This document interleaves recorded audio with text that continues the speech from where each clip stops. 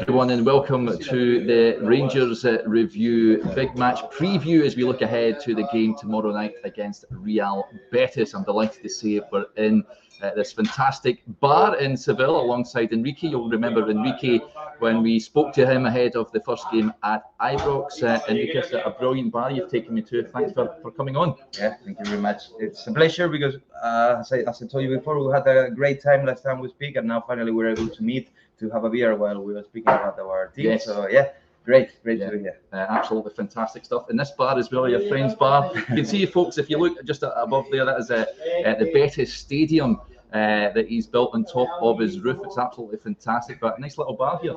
Sorry? It's a nice little bar. Yeah, of course. And I mean, it is like that because we are very close to Betis Stadium. Actually, tomorrow the goals that the team or my team score will be here from here. So yeah, it's a French bar. Actually, we decided to make it like this about Betis because all the crowded that they usually gather here during the games. So yeah, nice bar and Betis bar. Yeah, fantastic stuff. In terms of the, there's a lot to play for both teams, both Rangers and Betis. Mm-hmm. The first game at Ibrox, what did you make of it? Were you disappointed with the scoreline? Obviously losing by a goal to nil. Yeah. What did you make of it all? We were very disappointed because actually when we played that game we were in a good shape. It's almost like what's going on with this one. We were in a good shape. We really hope to win at the end. It was the first game in Europa League, and then we had that crash with the reality. And it is true that after that game we began to perform badly, quite badly. But after some games we were able to play well again. And now, yes, we are in that situation again after we overcame what happened in Ibrox, and we were playing better for the last games. We have been performing badly again, but let's see. It looks like every time we're going to play again against you guys, we get like nervous. But let's see what we can do tomorrow. And I mean, the last game over in Prague, you were there, Yeah. Enrique. How did that go for you boys? I was there, and it was again the same feeling. We were playing quite good. We went there with the idea of okay, we win let's this game, and the last game in Seville with the Rangers, it will be like a good game for both of us. We don't have to try too much, but yeah, again we crashed against the reality and 1-0, and we came back. Knowing that tomorrow's game is very, very, very important, not only for you but also for us. Yeah. What sort of atmosphere can the Rangers fans expect tomorrow in the stadium? It will be a great atmosphere because I mean Betis Stadium always had a great atmosphere. It won't be like a weekend game because it's Thursday and many people will be working. But if we usually have like 50,000 people at the stadium, on maybe tomorrow and Thursday it will be something between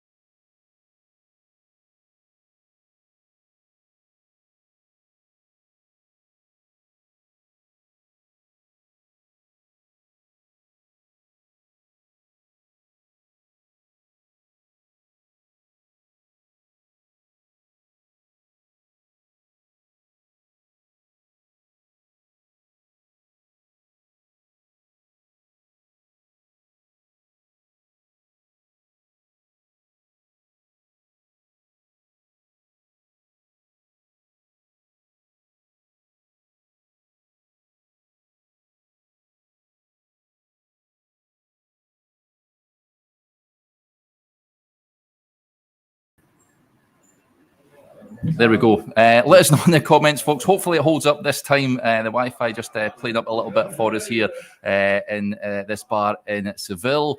In terms of Betis, though, they're missing a number of big players tomorrow night, are they not? Some players out injured? Yes, actually, to me is the most important player for Betis, which is who is Guido Rodriguez, and he's injured, and actually he won't be able to play like for 2-3 months. Okay. So yeah, he's missing there, and the point is that we cannot use all our defenders in Europa League because 2 of them are not in the list, let's say. And so we only have 1 central defender, Petzela, and the one who is playing with him is Marc Roca, who is a midfielder. So we don't have a Marc Roca in the middle, and we don't have Guido neither. So yeah, our defense is made of 1 defender and 1 midfielder, but then in the center we are missing the 2 most important players of the team. So is that a big blow? Do you think? A big what? Is that a big blow for Betis? Do you think they'll be much weaker because of that? Yeah, of course. Yeah, of course. As I said, Guido Rodriguez. I mean, all Betis game was going through Guido Rodriguez because he was the one who got the ball and passed the ball to the midfielders or to the wings. And if you don't have that, I mean, you have Alquimira or you have Guardado, but they are not exactly the same. Yeah. Not exactly, they are not the same at all. So yeah, every time that we haven't had Guido Rodriguez, the team has felt it. I have to say that against Real Madrid, he didn't play. We performed quite well, but normally we play way worse when we don't have Guido Rodriguez with us. Yeah. Isco is a player. I know the Rangers manager was asked about him in his press conference a little earlier on. He's a top player, isn't he? He missed a chance against Real Madrid, though, didn't he, at the weekend? Isco? Actually, he's not playing Europa League that much, but he's playing tomorrow for sure because he has been the best Betis player since the league since the season started. And it is true that against Real Madrid he played well, but it wasn't the best game of Isco. But yeah, everyone, I mean, every Betico is hoping during the game. Because we are hoping for Isco to do something, to do some magic, to do some trick, and and we really hope tomorrow we have this lack on the backside of the midfielder, as I say. Let's hope that Isco is able to help and give more that way he usually does. Manuel Pellegrini, what do the Betis fans think of Manuel? Are they really pleased with the job he is doing? Yeah, of course. Manuel Pellegrini is the only coach that has been able to qualify Betis for Europa League 3 years in a row. Yeah. And this is the 4th year he's here, and now we are again. We are the 7th in the league, but we are alive in Europa League. We are alive in the Spanish Cup. So yeah, we're quite happy with him. There are things because nobody's perfect. I mean, for example, I think that he doesn't give too much opportunity to young players. Not only those that come from the lower teams, but. For example, we signed Chadi Riyad. He came from the 2nd team of Barcelona. He didn't play at all, and Pellegrini didn't want him playing in the Europa League, so he's not in the league. What happened? Bartra stopped playing. He had to play, and now he has become one of the best defenders that Betis have. But we cannot use it tomorrow because Pellegrini didn't want him on the list. So if I have something bad to say to Manuel Pellegrini is this about the young players. But besides that, I kiss the ground where Pellegrini walk. How do you think they will set up tomorrow? Do you think they will be attacking and try and get at Rangers from the beginning? You asked me exactly the same last time, and I told you what I always answer when somebody asks me about that. And what I said it is what Pellegrini always says. They play exactly the same against every team. They always want to get the ball, and they always want to win. But sometimes in front of you have a team that plays really well, and they doesn't allow you to do so. But that's the idea, and that's what they will want to do tomorrow. What do you expect from Rangers? Of course, they won the first game. They've got a different manager now. They seem to be. I know they won against Betis, but the team weren't playing very well. But are you expecting a tough challenge tomorrow? I think it will be tough. It will be a tough challenge. But I also think that Betis and Rangers, I mean, they are both happy with the draw. So maybe they will check how the game in Limassol is going on, and they will perform in relation to that. But it will be a tough game because both of us we want to qualify, but we also know that a draw can be very good for both. So let us know in the comments, folks, if you get any questions for Enrique about Betis. Let us know. In terms of Betis, I mean, you've grown up a supporter of the club. How much does it mean to you and for people like you in and around Seville? How important is the football club? I mean, I won't say that the football club is everything, but at the end, we Beticos, not everyone, but most of Beticos, I think we feel the team, the club very deep inside us, and at the end, it's a part of our life. I mean, Betis is not something. It's not a team that you see every Sunday. The Betico feel the team during the whole day, and this project we have, this Betis Bohemia, is a proof of that. We are thinking about Betis all the time, and we have a magazine because we want to share our ideas. We have our social media because of that. So we feel it. We really feel it as a very important part of us.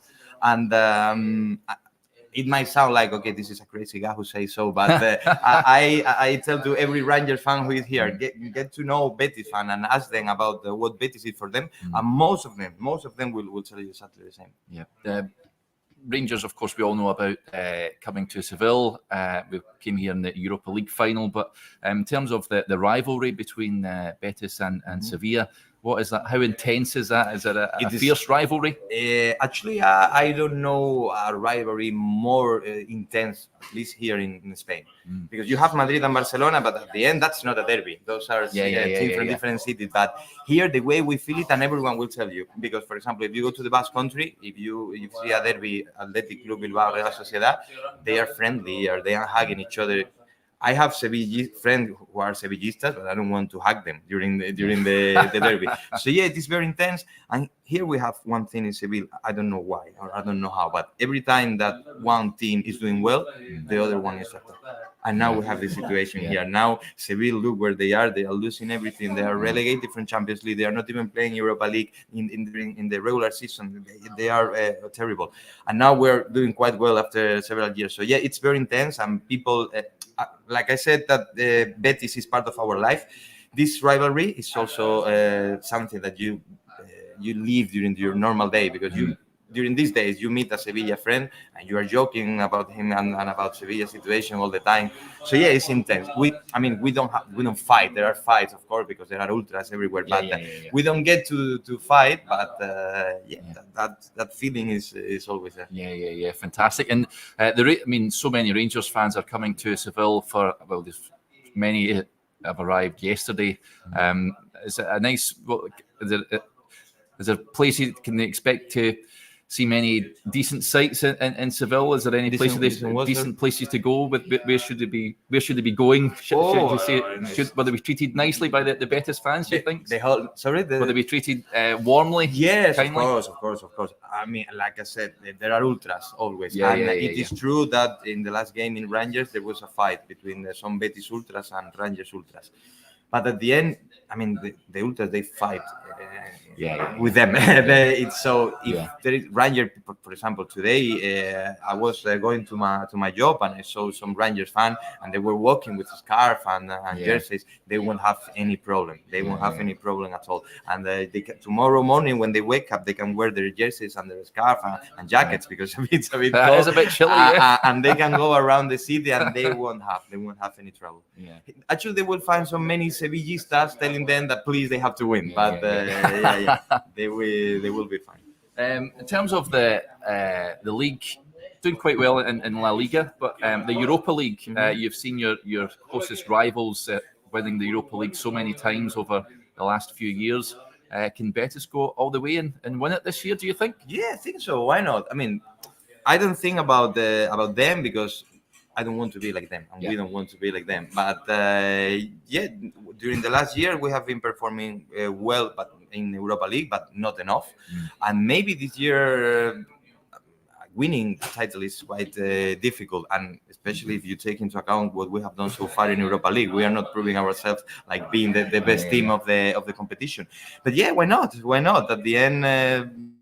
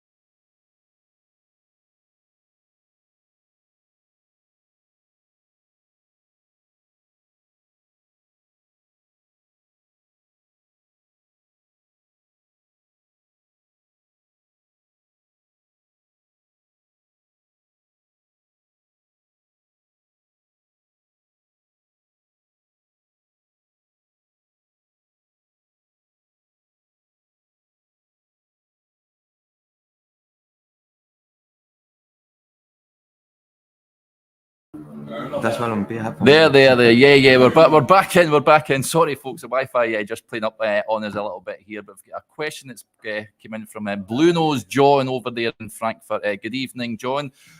Question, I think, to your good self, Enrique. Does Balompié have a meaning in the club's name? Yeah, of course. Balompié means football.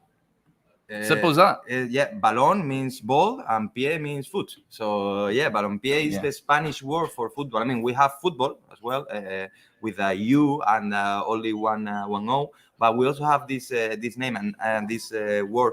And actually, it is interesting because there is this. I mean, not fight. We are supposed to be founded in 1907. Yes. But the word balompié was created in 1908.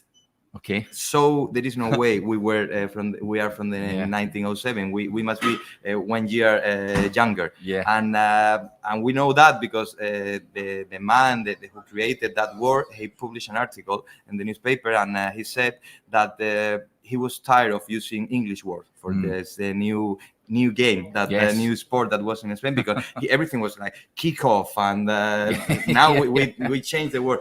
And he was tired of that, and then he decided to create a new word. So he said that he created, and he got a letter from some Sevillian students that wanted to create a team, and asked him which word they should use instead of using football. And then he said that these young players, they were the one that founded Betis. Wow. At the beginning, we were named Sevilla Balompié, but then we mixed with another team, Real Betis. Yeah. And because of the fusion, we had this Real Betis Balompié. Yeah. So that's the meaning of the word, and that's the origin. And that's how that word changed Betis history, because we actually were 1 year younger than we have always thought. Yeah. I'd like to pose a question to you. I think Betis, for me, I mean, I asked you this on the show before. I remember when Denilson signed for that world record fee. Everyone knew of Real Betis, so they've got so much money, but it didn't quite go so well, didn't it? But no, actually, when we signed Denilson for that huge amount of money, we had a quite good team, because we had Robert Jarni from Croatia, we have Finidi George from Nigeria, and Alfonso, that he was the Spanish striker. And we had that team, and we signed Denilson. And we hoped we were expecting so much from Denilson that he didn't. He didn't. Why did it not work? Why didn't it work? I don't know, because at the end, you think nowadays it is not easy to sign a young Brazilian who works quickly. So he came here being very young, and after, I mean, he had this baggage on him, and he knew that Betis had paid a huge amount of money from him. So maybe the pressure, and not only the pressure, the team, after 2-3 years performing quite well, started to go to play worse. And Denilson was part of that team. And actually, 2 years after, we were relegated to the second division. He left, but he came half a year later. He helped us to come back to the first division, and then he stayed for some years. He wasn't a bad player after that, but he never was what we expected, or the football world expected from him. Yeah, I remember it well. Caroline with a nice insight. She says, really nice to get an insight into Betis. Absolutely. Thank you very much, Enrique, for a bit of background about Real Betis and telling us a little bit more about them. In terms of, I mean, the success over the years, they won the Copa del Rey in the last few years. But successes in terms of winning trophies, they've not won many, have they? No, we won the league in 1935, and then we have 3 Spanish Cups, Copa del Rey, in 1977, 2005, and now 2022. As you can see, a lot of years passed. We have always had many years between one title and another. But to be honest, I mean, from 1977 to 2005, more years than from 2005 to 2022. So maybe let's hope that we don't have to wait so long for another title. We're also very excited this year about the Copa del Rey, because at the end, Copa del Rey is a title that we like. I mean, the Spanish football like it, because you can get to play with different teams that are coming from the lower division. But Betis fans, we have always liked that title a lot, and we kind of feel it not like ours, because we have only won it 3 times. But yeah, we feel happy when we and relaxed when we play that title. So yeah, let's see. Maybe we don't have to wait as many years. Yeah, perhaps. Another question from John. He says, Enrique, do your club colours from the original green and white stripes come from Celtic shirts? He asked. I'm sorry, but yes, I'm sorry. Actually, no, but let me tell you something. As I told you before, at the beginning we were Sevilla Balompié. Okay, during those years we were wearing blue jerseys. Right. Okay. But what happened? One of the Betis founders, Manuel Ramos Asensio, he moved to Glasgow and he was studying in Glasgow. Yeah. And he liked the colors of Celtic. And I think in that time the stripes were not like that. They were like horizontal. So he took not the idea. He took the jerseys, the shirts, and he brought them to Sevilla. And then we changed our colors from blue to green and white. But there was a break. Because during 1914 and 1918 we went back to the blue colors. Why? Because we were not able to make those white and green and white shirts in Spain. We had to get them from England. But because of the First World War, all the shipment was stopped. So we couldn't get them. That's why we went back to the blue. But when the war was over, then we were able to buy more green and white jerseys. But yeah, I'm sorry guys, but our colors come from Celtic. Interesting stuff. Good question, John. Scott with the point here. Evening, Scott. He says, does Enrique think the Rangers' forward line can cause the Betis defence some problems? Let me start by saying, Abdallah Sima aside, who's been in really good form for Rangers, they're really struggling up front. I think Cyril Dessers might get the nod to play up front for Rangers tomorrow, but he's not really in good form. He did score at the weekend, but he's not the answer, I don't think, for Rangers. Danilo, the Brazilian, is out for about 4 months, so they're struggling up top. Are you concerned about the Rangers attack? Yeah, like I said before, actually it doesn't matter that much who striker is playing or not, because the problem is in our defense. Imagine that we are playing the whole Europa League with only one central defender. So we are playing with him, and we pray every game so he doesn't get injured. And Marc Roca, who is a midfielder, actually when Marc Roca played the first game as a defender, when he was during the press conference, he said that it was his first time in professional football doing that. So this will be the 4th or the 5th game of Marc Roca playing as a defender. So yeah, when you have in front of you a guy who is not a defender, you know that you can create more troubles than a defender, and you try more. So yeah, maybe let's hope this chat doesn't get to Rangers players, but yeah, that's what the Rangers strikers will find. Yeah. And I mean, finally, what's the expectations? And I asked you about the possibility of going far in the Europa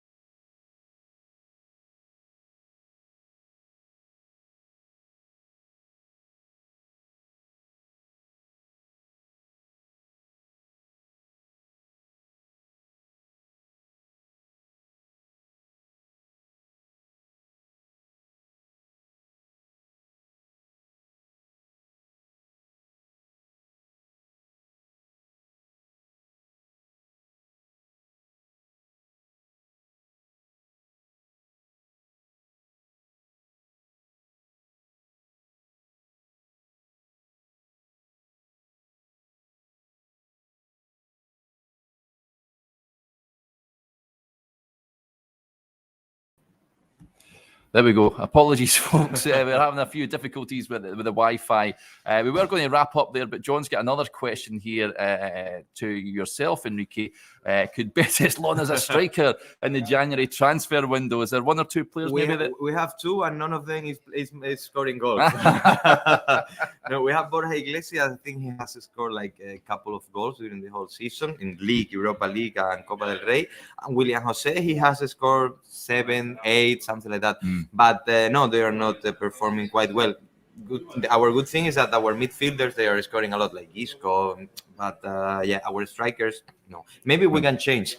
Yeah, well, no. Be any worse than the Rangers strikers, that's for sure. So 0-0 tomorrow, I think, is going to be the outcome, perhaps. But Enrique, it's been brilliant having you on. Sorry, folks, about the difficulties. Apologies with the Wi-Fi. It has been playing up a little bit, but it's been great to have Enrique on the show again, and for inviting over to this brilliant bar in Seville. If you are heading over to Seville, then I'm sure you'll absolutely love it. Hopefully, we get a positive result tomorrow night. As Enrique says, I think both will be happy with perhaps a 1-1 draw. But Enrique, thank you very much for coming on the show again.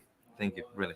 There you go, folks. There's plenty to come on the Rangers Review site. Tomorrow we'll be on for the morning briefing, and then we'll have all the usual pre-match and post-match reaction from the stadium tomorrow night. So we hope you can join us for that. Just a reminder as well, those League Cup final tickets still on offer. We're giving away 2 hospitality tickets. All you have to do is sign up to the Rangers Review, where we have 2 offers on at the moment: £4 for 4 months or £18 for an entire year. Head over to rangersreview.co.uk/subscribe to sign up. Right, we're going to have a few more cervezas, and we'll speak to you a little later on. Bye for now.